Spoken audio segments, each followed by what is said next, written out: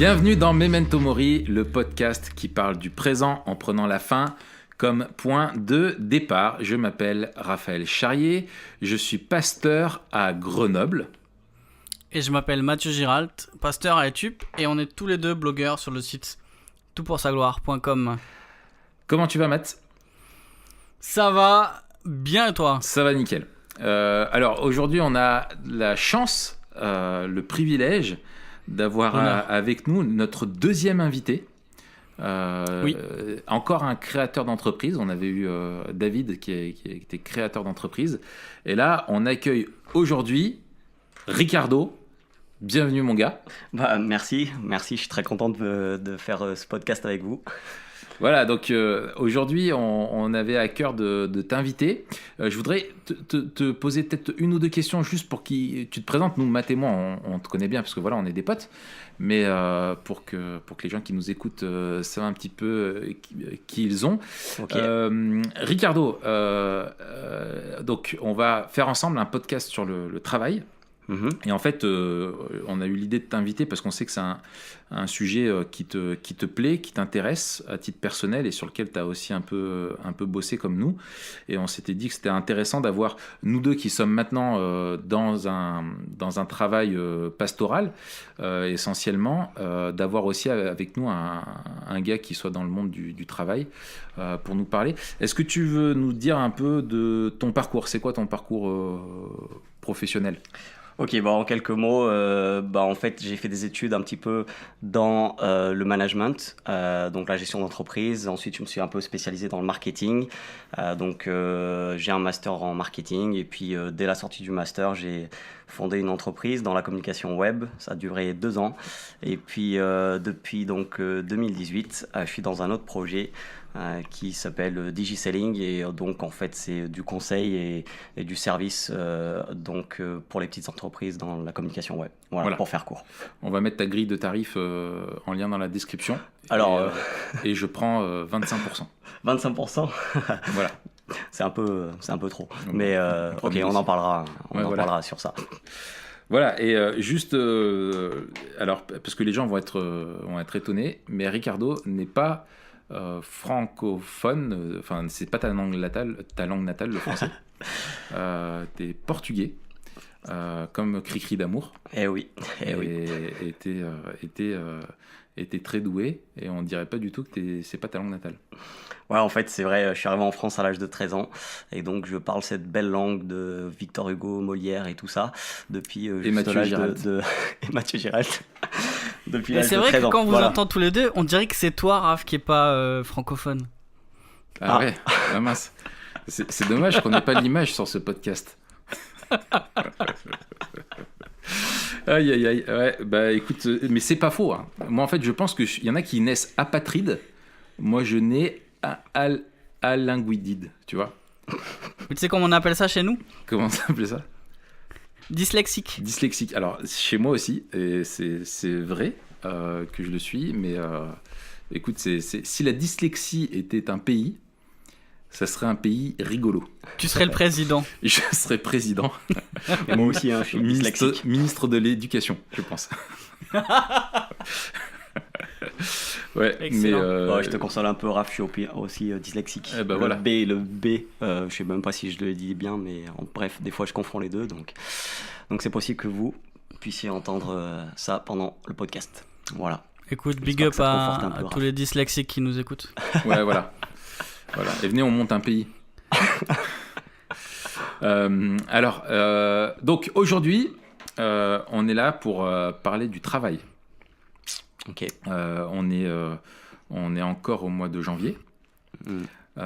Et c'est super qu'au mois de janvier, on profite de la nouvelle année pour un petit peu parler de ce sujet-là, qui est un sujet hyper important en fait, parce que le travail, ça nous touche tous, tout le temps. C'est une activité essentielle à la vie humaine. Et c'est important de voir le travail comme tout élément de la vie. Nous, on souhaite voir le travail selon la vision biblique du monde et en prenant le travail avec la fin comme point de départ. Et donc, l'idée, c'est pour nous ensemble de réfléchir à comment ce que la Bible définit le travail, un petit peu comment on le fait à chaque fois avec Matt, essayer d'analyser comment les effets de la chute, quels sont les effets de la chute sur le travail, et puis de prendre ensuite cet angle d'attaque Memento Mori pour qu'on puisse un peu redonner du sens au travail. Alors, comment est-ce que la Bible définit le travail ? Est-ce que Ricardo, je te donnerai la parole, tiens. Ok. Je pensais que vous allez commencer, c'est vous les pasteurs, mais ok. Mais c'est toi l'invité. D'accord. En fait, moi, ce qui m'a vraiment marqué, en fait, quand j'ai commencé un petit peu à réfléchir sur la question, c'est que déjà, la Bible ne dit pas que le travail, c'est une malédiction, quelque chose qui est mauvais en soi. Et ça m'a vraiment aidé sur la question. Et c'est vrai que parfois, soit je l'entendais, soit en tout cas, on le faisait comprendre par la manière comment on parlait du travail, que finalement le travail serait une espèce de malédiction. Donc déjà, de commencer par dire ce que ce n'est pas, ça m'a déjà beaucoup aidé. Voilà. Puis du coup, si c'est pas une malédiction, finalement, on peut arriver vite à voir dans la Bible que finalement c'est une bénédiction, quoi, de pouvoir travailler. Et donc après, ça va loin, le sujet. Je pense qu'on pourrait parler des heures, mais voilà, on voit un Dieu qui travaille dès le départ dans la Bible et qu'il invite l'homme à travailler, quoi, à vraiment prendre soin de ce que lui il a créé. Et voilà. Donc, je ne vais pas tout dire non plus. Je vous laisse un peu parler de comment vous voyez le travail. Ouais, moi, c'est un point que j'avais noté aussi qui semble essentiel. C'est quand on veut définir le travail, avant tout, c'est de se rappeler que c'est le premier travail qui est présenté dans la Bible. C'est au commencement, c'est celui de Dieu, et que c'est une activité essentielle de Dieu, une activité créatrice, et en même temps une vocation qui est adressée à l'homme, une vocation de poursuivre cette œuvre créatrice, c'est-à-dire qu'on n'a pas été créé simplement pour se reproduire et vivre en tant qu'espèce vivante, mais étant créé à l'image de Dieu, et là on vous renvoie sur l'épisode qu'on a fait à l'image de Dieu encore une fois, mais étant créé à l'image de Dieu, on est aussi des travailleurs à l'image du Dieu qui est le Dieu du travail, le Dieu travailleur, et donc on est aussi créé pour soumettre et produire et reproduire l'activité de Dieu. Et donc en fait, le travail, c'est vraiment l'activité humaine qui met de l'ordre, qui développe, qui entretient, qui exploite les ressources qui sont à sa disposition dans le but après de pouvoir soumettre la création et de développer celle-ci, de développer une société, etc. etc. Et là tu vois, t'attends toujours un petit peu et après Matt au bout d'un moment il se décide de dire un truc et là il faut l'écouter. Voilà. Là on est... Chers frères, chères sœurs. ce dimanche matin. Voilà, et ça c'est la déformation professionnelle, tu vois. Exactement. Non, mais effectivement, moi c'est le premier truc que j'aurais noté, c'est que le travail est bien sûr en lien avec notre création d'image de Dieu et le mandat culturel. Donc ça, c'est deux choses qu'on a développées dans des podcasts précédents. Mais juste peut-être la chose basique que tu as dit, Raph, c'est que le travail se définit par rapport à qui est Dieu, et notamment dès les premiers mots de la Genèse, on a deux concepts qui sont également importants, et deux concepts qui vont prendre on va voir peut-être des proportions disproportionnées justement avec la chute. C'est la notion d'activité, de repos. Et en fait, le travail se définit pas par rapport au repos, mais il se définit avec le repos. Et l'un et l'autre ont été pensés par Dieu pour que nous puissions le refléter. Et la première chose à dire, c'est de la même manière que Dieu est un Dieu actif, nous avons été créés pour l'activité. On n'a pas été créés pour l'oisiveté, on n'a pas été créés pour le désœuvrement, on a été créés pour l'activité. Ouais. Et donc c'est constitutif, puisqu'on l'a dit, de qui on est, de la manière dont on a été fait. On a été fait pour refléter le Créateur, qui est celui qui a l'activité par excellence, Dieu. Donc la première chose à dire, c'est que le travail est une activité et que cette activité, elle est étroitement liée à qui on est en tant qu'humain créé à l'image de Dieu. Et on a fait aussi un épisode sur le repos, on le mettra aussi en lien. Ouais. Alors, moi je pense que c'est en fait, ce que tu dis est hyper important parce que ça rejoint un peu le but, la question vraiment de la place du travail dans le dessein de Dieu pour les hommes. Dieu a créé un ordre, a créé un rythme, et on a été créé pour une alternance de 6 jours, 1 jour, 6 jours de travail, 1 jour de repos. On en avait parlé dans le podcast sur le repos. Et en fait, vraiment, le travail prend il n'y a rien, je crois. Peut-être on peut dire si la famille aussi, bien sûr le fait d'éduquer des enfants comme on vit avec et tout ça, mais la famille et le travail sont vraiment les plus grandes activités en termes de volume auxquelles Dieu veut qu'on se consacre en fait dans notre vie. Et ça, c'est pas juste un accessoire dans notre vie, c'est vraiment un des fondements. On a été créé, c'est une vocation quoi, de travailler. Et je pense que à la base aussi, on a un besoin de travailler vraiment parce qu'on a été créé pour ça. Et comme une bagnole, elle a un besoin, tu vois, de monter dans les tours, tu vois, tu te dis elle est faite pour ça et il faut l'exploiter. Nous, c'est un petit peu pareil, quoi. Et ça pose la question. Alors peut-être on fera un épisode consacré à ça, peut-être avec un frère plus âgé. Pourquoi pas avoir son retour aussi par rapport à la retraite. Ouais. Parce que la retraite, c'est pas cesser toute activité, c'est changer d'activité. Ouais. Et je pense qu'il y a beaucoup de gens qui ont une espèce de blues à la sortie du travail. Alors, pas que parce que ils s'arrêtent de travailler, pour aussi ce que le travail représente. Hein, quand tu passes plusieurs années avec des gens, etc., c'est dur de couper ces relations, de couper ce rythme, etc. Mais aussi, il y a une remise en question de qui on est. Si on arrête de faire ce travail-là, quelle activité on va pouvoir faire ? Et ça pose une vraie question pour les chrétiens, de savoir, la retraite, c'est pas cesser toute activité, puisque on a été fait pour l'activité. Donc la question sera, on en parlera peut-être dans un podcast, de savoir quelles activités sont appropriées pour le temps de la retraite. En fait, mais je veux dire, on reste actif jusqu'à notre mort, quoi. Enfin, plus ou moins, et suivant ce que Dieu nous donne. C'est pas les mêmes activités, mais il y a toujours une activité, quoi. Exactement. Ouais, moi, je trouve vraiment ça super intéressant de voir que Dieu il nous appelle finalement à des cycles, quoi, du travail, du repos, et que tout ça fait partie finalement de tout ce que Dieu il nous demande. Et c'est vrai que si on veut imiter Dieu, on doit travailler, quoi. C'est un Dieu qui travaille, dès le début, il crée le monde, et puis aujourd'hui, c'est lui qui soutient en fait tout, et donc ce cycle de travail et repos est bien là, et c'est vraiment un équilibre pour nous, quoi, en tant qu'humains, de respecter ce que Dieu il a T'entends ça, Raph ? Il a prévu. Qu'est-ce que tu dis ? J'ai dit, t'entends ça ? Oui. Le repos, c'est important. Je sais que c'est important. Parce que sinon on tombe malade, c'est ça ? Sinon on tombe malade souvent. D'accord. Je sais, ça m'arrive. Oui, ça t'arrive. Alors, c'est vrai, cette notion de cycle est importante. Moi, je voudrais rebondir sur ce que tu disais, Matt, parce que c'est quelque chose que j'avais noté aussi.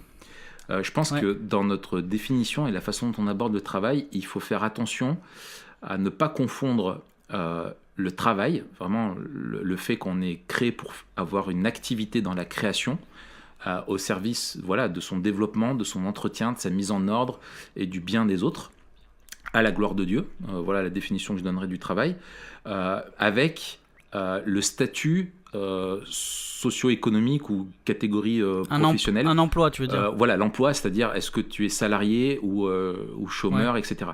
Le travail, le concept de travail est bien plus grand, plus large que celui de l'emploi. Quand tu es retraité, tu as encore un travail à faire. Certes, tu n'es plus un salarié, tu n'es plus rémunéré pour ton travail, tu as assez cotisé pour vivre, sortir de ce cycle-là et laisser la place aux autres, mais tu as encore une activité que tu dois avoir. Quand tu es mère au foyer, c'est un travail. Voilà. Et je pense qu'un des défauts de notre société, justement, c'est qu'elle résume le travail aussi, et elle ne donne de la valeur qu'à ce qui est en fonction de la rémunération ou du prestige que ça te donne. Et pour moi, on se détourne du fait que le travail est quelque chose de vertueux et de fondamentalement bon, quel qu'il soit, parce que c'est Dieu qui a créé le travail. Et ça, c'est important. Peut-être, bon, on a déjà répondu à cette notion de place du travail en disant que voilà, c'est une grande place, que peut-être juste rajouter que comme tout le reste, le travail qu'on fait, et ça c'est important pour notre vision du monde, c'est qu'il est au service de Dieu.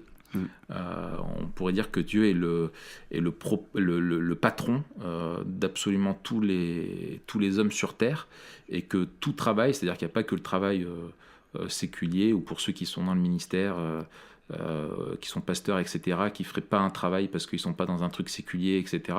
Enfin bref, tout travail est au service de Dieu, que tu sois dans le conseil marketing, que tu sois ingénieur, que tu sois ouvrier, que tu sois retraité et à t'occuper de tes petits-enfants, ou que tu sois pasteur, tout travail doit servir, est au service de Dieu.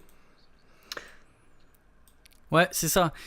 Je le relisais, je relisais là, le texte de Bavinck sur le Calvin et la grâce commune. Et il en parle dans ce texte en disant que l'accomplissement fidèle des tâches quotidiennes données par Dieu reflète Dieu.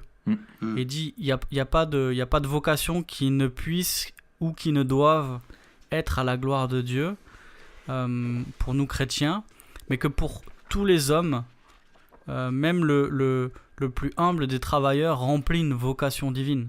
Ouais. Parce qu'en fait, il remplit le mandat culturel, et que dans sa grâce commune, après la chute, peut-être j'anticipe un peu, mais Dieu permet encore à l'homme de faire un travail qui a un certain sens. Pas tout le sens qu'on voudrait, mais encore un sens, et un sens qui fait du bien aux autres. Donc qui remplit dans une certaine mesure, bien sûr, ce que Dieu veut pour les hommes. Ouais, ça c'est vraiment quelque chose qui m'a énormément aidé, parce que c'est vrai qu'au tout début de la première création d'entreprise, j'avais des discussions, y compris dans l'église, avec des frères et sœurs sur un petit peu mon travail et tout ça. C'est vrai que c'était prenant, surtout au début, etc. Et en fait, de voir que notre travail, on peut le faire pour Dieu et pour notre prochain, c'est vraiment hyper important, parce que sinon on n'a pas envie de faire quoi que ce soit en dehors des quatre murs d'une église quand on est chrétien, ou des activités au nom de l'église, directement au nom de Jésus, etc.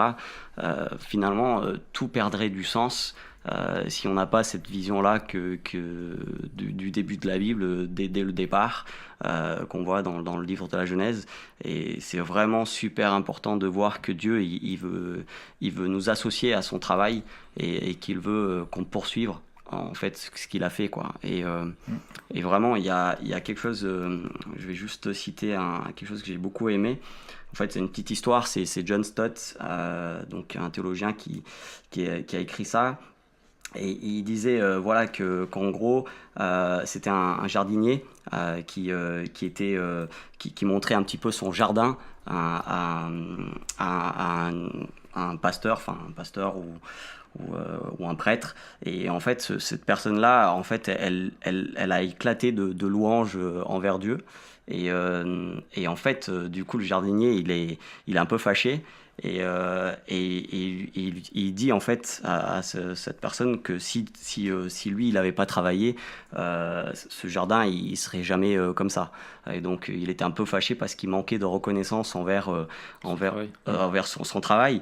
Et vraiment j'aime bien cette petite histoire parce que ça montre bien qu'en fait Dieu, il veut qu'on cultive. Et donc, il y a vraiment une différence entre... et John Stott, il continue en disant voilà, qu'il y a une vraie différence entre nature et culture. Ce que Dieu a fait, les matières premières, etc., tout ça, c'est la nature. Mais la culture, c'est vraiment l'homme qui l'a fait, quoi. Et c'est vraiment excellent de voir le travail comme ça, quoi, de voir le travail comme une co-création avec Dieu. Et c'est juste magnifique de se dire que ce Dieu-là, grand, il nous associe, nous, à un travail magnifique de développer tout ce qu'il a créé, quoi. Excellent, ouais, on poursuit ce que Dieu a commencé, quoi, selon ses ordres.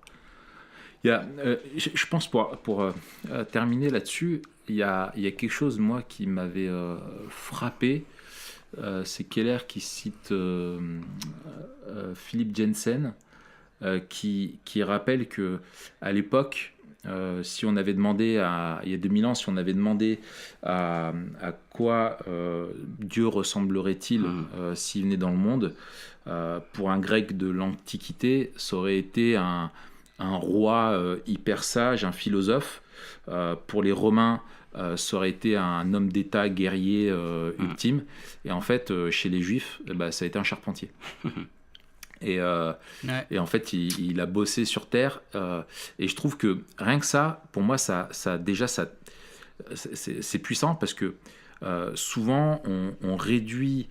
on est en fait avec une culture quand même qui est très marquée par l'héritage, je pense, de la pensée de Platon, qui divise un peu, on va dire, qui a pour effet de diviser, de créer une dichotomie entre le travail matériel, ou le travail manuel plutôt, et le travail intellectuel.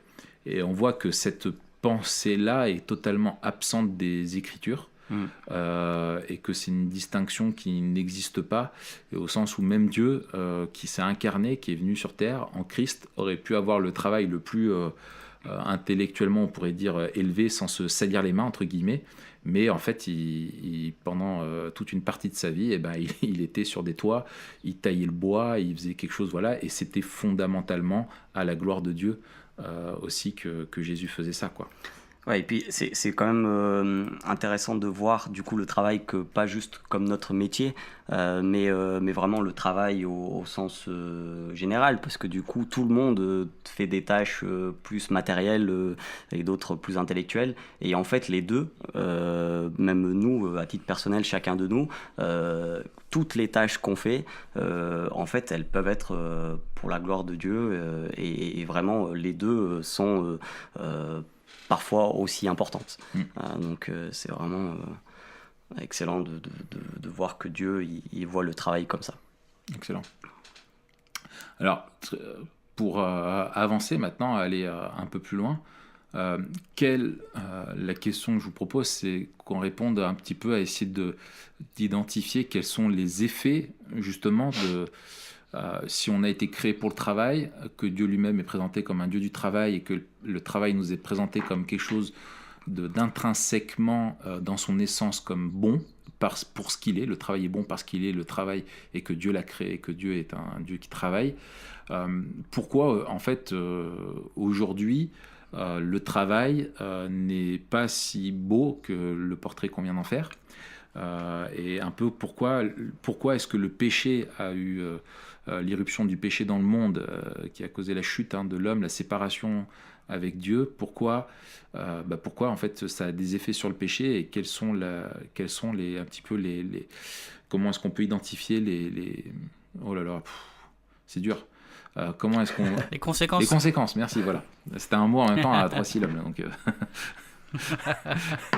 donc voilà. Je sais pas, Matt, tu veux nous dire des trucs? Ouais. Alors, peut-être immédiatement dans le récit biblique, on a cette malédiction de la pénibilité du travail. Peut-être on peut le lire. Alors, ma Bible est toute en dessous. Mais en Genèse 3, donc en Genèse 2, on a cette mention du travail, où Genèse 2,15, où l'Éternel Dieu prit l'homme et le plaça dans le jardin d'Éden pour le cultiver et pour le garder. Et ensuite en Genèse 3, donc l'homme et la femme désobéissent, et l'Éternel maudit le serpent. On en a parlé il y a quelques podcasts. Et au verset 17, il dit à l'homme: puisque tu as écouté la voix de ta femme et que tu as mangé de l'arbre au sujet duquel je t'avais donné cet ordre, tu n'en mangeras point, le sol sera maudit à cause de toi. C'est à force de peine que tu en tireras ta nourriture tous les jours de ta vie. Il te produira des épines et des ronces, et tu mangeras de l'herbe des champs. C'est à la sueur de ton visage que tu mangeras du pain, jusqu'à ce que tu retournes dans la terre d'où tu as été pris, car tu es poussière et tu retourneras dans la poussière. Donc on a cette notion de la malédiction du sol, et on revient à cette question de la solidarité de la création. On en avait déjà parlé. Et aussi de la pénibilité du travail. C'est-à-dire que le sol qui devait produire richement, maintenant produira des ronces et des épines. Et c'est à la sueur du front que Adam devra le cultiver. Donc alors qu'on avait une image de quelque chose d'épanouissant, vraiment quelque chose qui fleurit, qui est... Je sais pas le mot en français. Tu vois, quand il y a un truc qui fleurit dans tous les sens, là. Une explosion de vie. Bon, voilà. Mais ça me plaît bien. On a cette explosion de vie en Genèse 1 et 2. Et en Genèse 3, bam, douche froide. On a cette idée d'un retournement, d'un renversement, d'une décréation. Où au lieu de produire la vie, le sol même produit des ronces. Dire, même c'est comme si la création était contre Adam en quelque sorte. Ouais.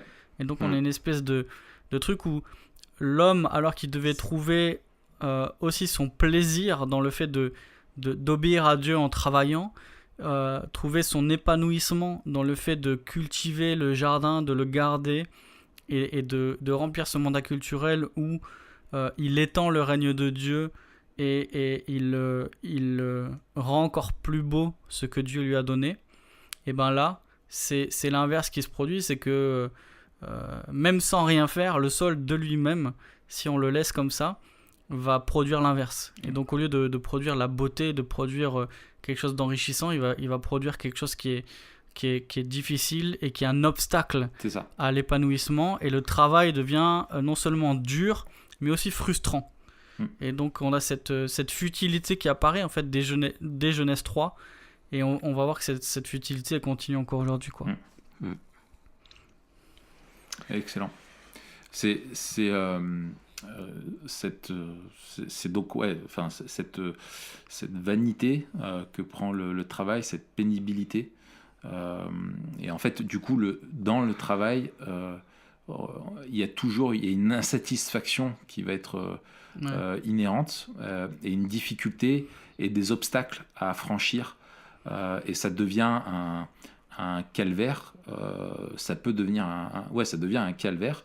Ça devient quelque chose de difficile, alors qu'à la base c'est quelque chose qui nous a été donné comme une principale occupation, qui répondait à nos désirs et ce pourquoi on avait été créé, quoi. Vas-y, Ricardo. Oui, je pense que du coup, malheureusement, c'est ça qui des fois poussait un peu à l'extrême. Comment dire ? Enfin, en fait, certaines personnes appuient tellement voient que le travail est effectivement pénible, et il l'est, la Bible le dit, mais du coup elles vont jusqu'à le rejeter, quoi, le diaboliser, à dire que vraiment le travail, ce serait tellement bien si on pourrait pas travailler, ça serait tellement bien si en fait on pourrait faire que si on pouvait faire que des loisirs. Et donc ça c'est aussi quelque part du coup quelque chose qui va découler de ça aussi, que le travail est pénible, et puis du coup certains vont le rejeter, quoi. Ils pensaient que finalement on serait tellement heureux aujourd'hui si on pouvait faire que des loisirs. Et c'est pas vrai. Même aujourd'hui, même si le travail est pénible, Dieu nous appelle quand même à travailler. Moi je pense qu'on en parlera par la suite, mais voilà, moi je vois ça. Et puis autre chose qui m'a vraiment aidé de voir le travail comme Dieu le voit, c'est comme je vous ai dit rapidement, j'ai eu une première entreprise, ça n'a pas du tout marché comme on espérait avec mon associé à l'époque, et il y a un jour, malheureusement, on était ensemble, et puis on voyait bien que ça allait pas pouvoir continuer. Et vraiment, ça m'a aidé de pas que mon travail finalement soit pas toute ma vie, quoi. Que mon travail soit juste le travail. Et du coup, vraiment de pas faire de son travail son métier particulièrement.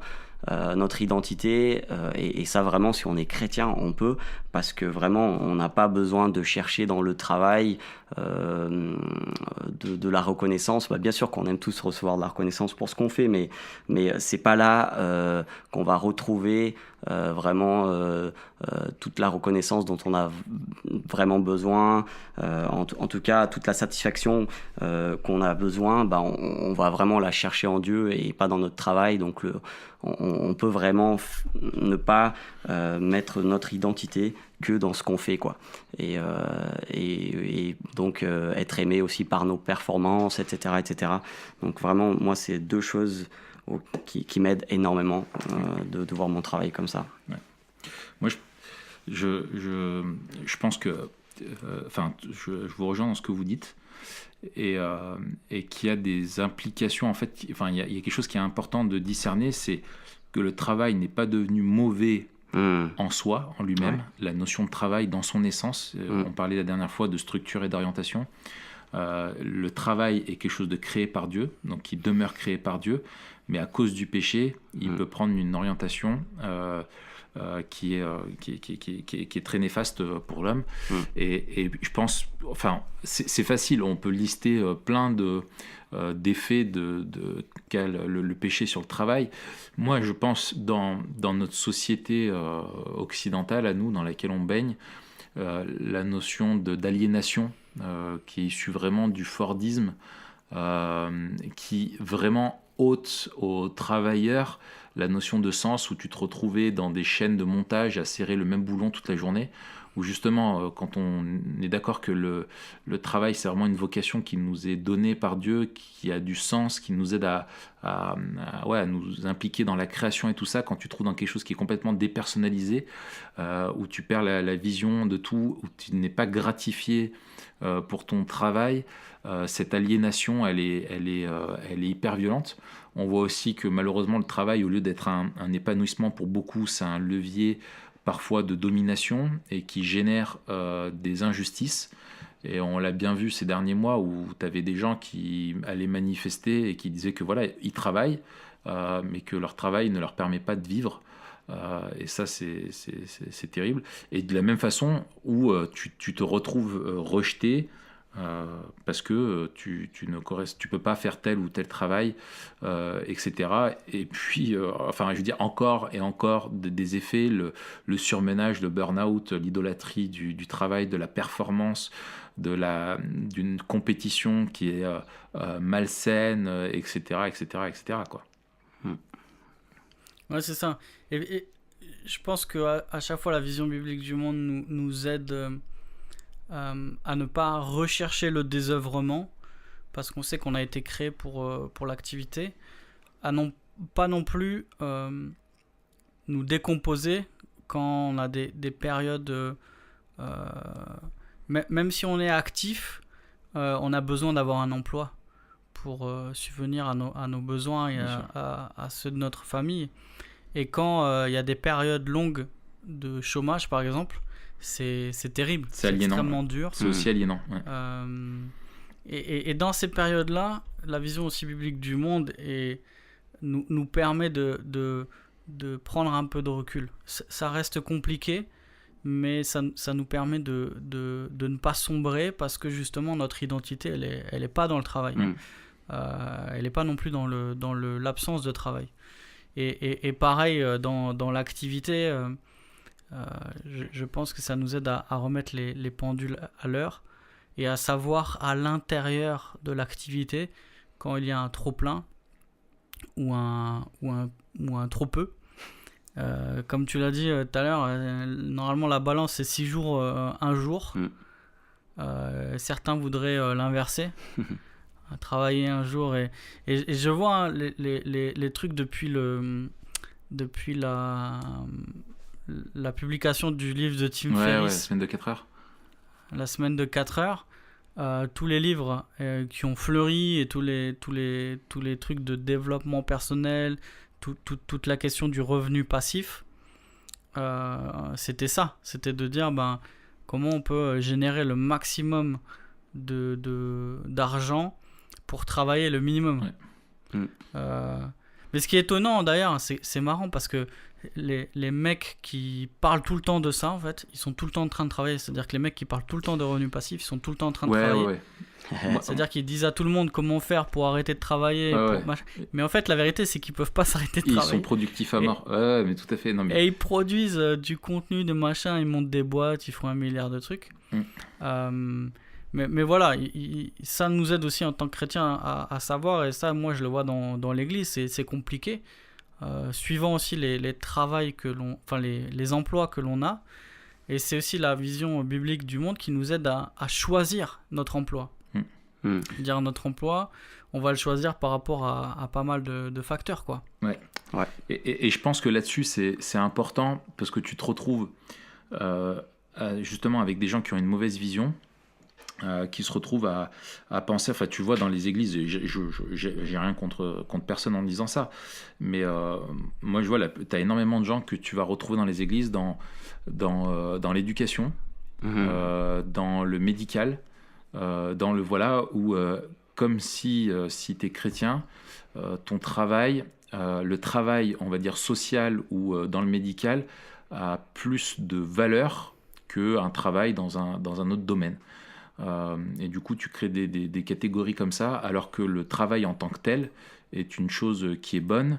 Et moi j'ai beaucoup aimé le bouquin de Keller sur le travail, là on vous le mettra en description, où lui il rappelle un petit peu les effets que ça a pu avoir de l'engagement des chrétiens dans la société, où ils ont laissé complètement de côté les arts, la politique, l'industrie, parfois les sciences, la finance, etc. Alors que travailler... La politique. Alors que travailler dans ces domaines-là, pas pour le christianisme, mais pour Dieu directement, et en faisant le bien autour de toi, est une chose aussi qui demeure fondamentalement bonne, et pas besoin d'être dans le social pour avoir un travail qui ait du sens, parce que le travail lui-même, peu importe le domaine, est créé par Dieu. Mais à ça, je trouve il y a un effet, moi je pense le côté le plus pervers de l'effet de la chute, je trouve, c'est la question pour moi du fait que l'homme maintenant, alors qu'à la base il a été créé pour travailler en développant, en faisant du bien aux autres, etc., tout ce qu'on a déjà dit à la gloire de Dieu, travaille et est capable de fournir les mêmes efforts, mais pour une activité pécheresse. Et je pense à tout ce qu'on appelle le crime organisé. Quand tu vois tous les trafics, etc., quand tu vois que, par exemple, tu as des réseaux de prostitution ou de dealers, etc., qui ont des structures et une organisation où ils mettent tout ce qui est le fruit des connaissances, tu vois, du travail, etc., au profit, en fait, du crime, quoi. Et c'est vraiment le fait d'avoir détourné complètement la vocation du travail. Et quand tu vois qu'il y en a qui réfléchissent, tu sais, t'as des dealers qui font des promos, t'as des coupons de réduction, enfin, il y en a, ils arrivent, je veux dire, t'as l'impression que t'es chez Ikea, quoi, tu vois, quand tu vas acheter un bout de shit, quoi.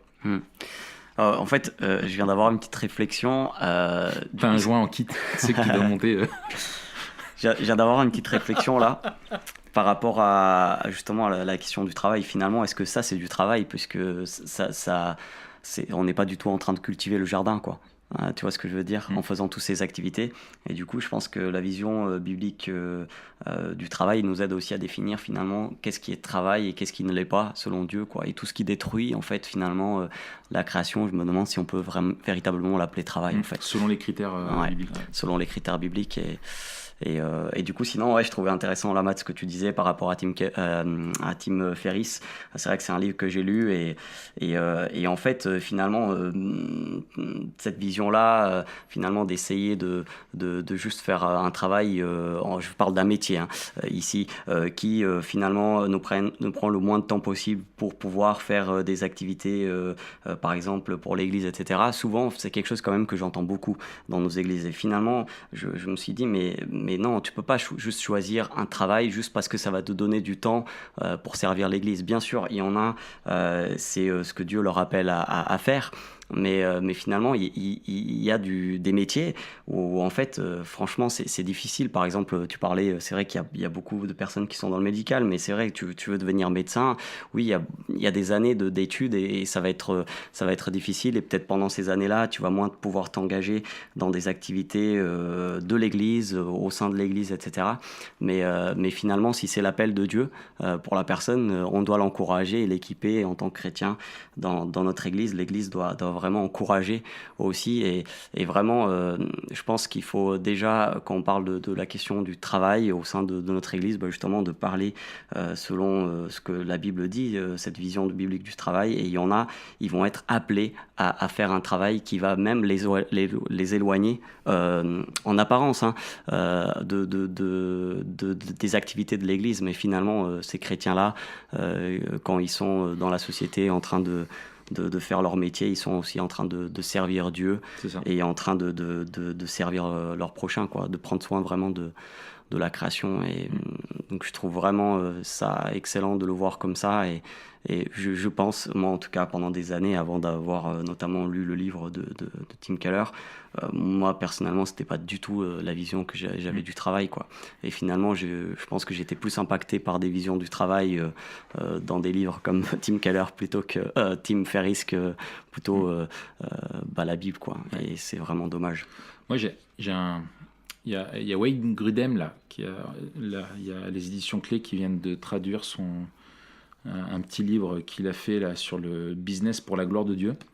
Et ce que j'ai trouvé intéressant, c'est qu'il a une approche. Bon, il va au-delà du travail, comme nous on le définit de façon peut-être un peu plus restreinte, mais il parle aussi du fait de la possession, de la propriété, de la productivité, la concurrence, l'emprunt, le prêt, enfin un peu plus un bouquin d'économie, on va dire, d'un regard chrétien sur l'économie et le business. Ce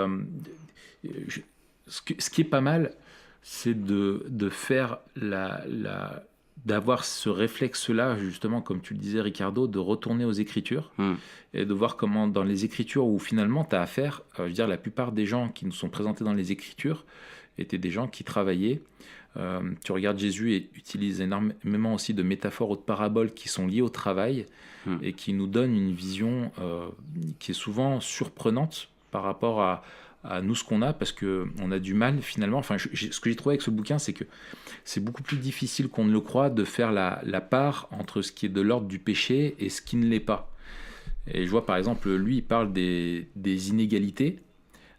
On pourrait avoir tendance à se dire que toutes les inégalités sont mauvaises.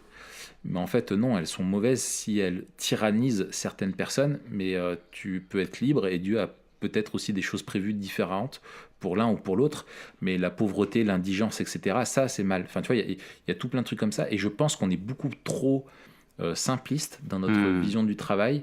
Comme tu disais, soit c'est pour l'église, soit ça n'a pas du tout de valeur, soit des trucs comme ça. Et que... enfin voilà, moi le bouquin m'a bien fait réfléchir là-dessus. Bon, après je pense qu'il manque quand même un peu d'autocritique sur notre société, mais voilà. Matt, tu voulais dire quelque chose? Non. J'attendais qu'on bascule sur la question Memento Mori. Eh ben, alors, allons-y. Eh ben, allons-y. Eh ben, allons-y gaiement. Comment est-ce que la perspective donc, de Memento Mori, donc, se rappeler que voilà, notre vie a une fin, qu'un jour on va se retrouver devant Dieu, nous aide à travailler et peut-être voir aussi le travail, notre travail, celui des autres, à la gloire de Dieu? Excellente question, Raph. Merci de l'avoir posée. La question est posée, le débat est lancé. La question, comme dirait Florent, la question est posée à chaque début de podcast. C'est bien, c'est son gimmick. Bah oui, mais c'est hyper bien. Court, clair et concis. Je pense justement que une des premières perspectives Memento Mori, même avant de voir l'éternité future, c'est de voir la délivrance aussi. Le fait qu'on va être délivré de la futilité, délivré aussi de la pénibilité, suivant nos vocations et suivant le travail que l'on a. Moi, j'ai un immense respect, par exemple, pour les agriculteurs, les éleveurs. On en a... T'es entouré d'eux, tu m'étonnes. Si tu dis que tu les respectes pas, tu peux plus sortir de chez toi, mon gars. Là, c'est vrai, hein. Moi, je suis dans une région de gars qui cultivent la terre, de gens qui s'occupent de bêtes. Qui ont des mouchoirs en tissu dans leur poche, avec leur crotte de nez dedans.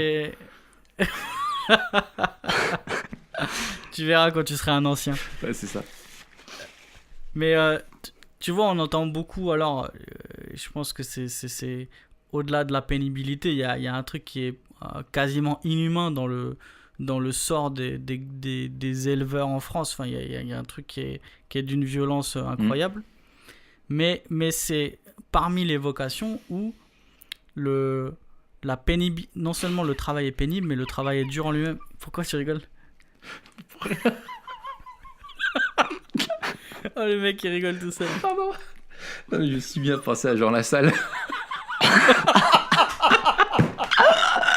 Vous avez vu ce petit reportage où il coupait du bois torse nu? Oui, c'est ça, je l'ai envoyé chanter à l'Assemblée nationale et tout. Bref. Excuse-moi, c'est mon cerveau qui fait des liens. Ouais. Non, mais en plus, non, c'est super sérieux. Donc vas-y, continue. Non mais ce genre de travail là, des mecs, tu vois, qui ont charbonné pendant toute leur vie, des mecs qui sont usés, des mecs qui sont cassés, c'est terrible. Qui en ont littéralement plein le dos. Il y a aussi une délivrance, tu vois. Il y a des travaux qui sont, enfin des emplois qui sont difficiles et des vocations qui sont difficiles. Et même, tu vois, la vocation pastorale, on en a peu parlé. Mais Paul en parle, de la vocation pastorale, et je pense notamment tu sais, au passage dans 1 Corinthiens 3 avec l'épreuve là, du ministère, l'épreuve un peu du feu. Est-ce que les œuvres des ministres va résister à l'épreuve du jugement? Je pense aussi au passage où Paul parle de tout ce qu'il a subi. Ouais, dans 2 Corinthiens. Ouais. Je crois que c'est 2 Corinthiens 11 de mémoire. Mais bref, on a des choses qui sont difficiles pour ceux aussi qui travaillent auprès des gens qui ont des problèmes et qui portent ça. Et parfois, moi, je vois aussi le fait qu'un jour, Jésus nous délivrera de ça. Et c'est déjà pas à nous de le porter, mais dans un certain sens, on le porte quand même. Et qu'un jour on n'aura plus du tout à le porter, et qu'on sera délivré de ce que Dieu nous demande, et qu'en attendant on doit être fidèle dans la tâche que Dieu nous demande. Et un truc que je trouve aussi intéressant, c'est que dans les paraboles de Matthieu 25, la fin de Matthieu 24 et Matthieu 25, le fait de veiller, d'être diligent dans ce que Dieu nous demande, Jésus, dans ses paraboles, prend l'exemple de travailleurs. Ouais. De travailleurs à qui il confie, en tout cas un maître confie une tâche, et qu'en attendant son retour, ils doivent être fidèles dans le fait d'obéir à leur maître. Ouais.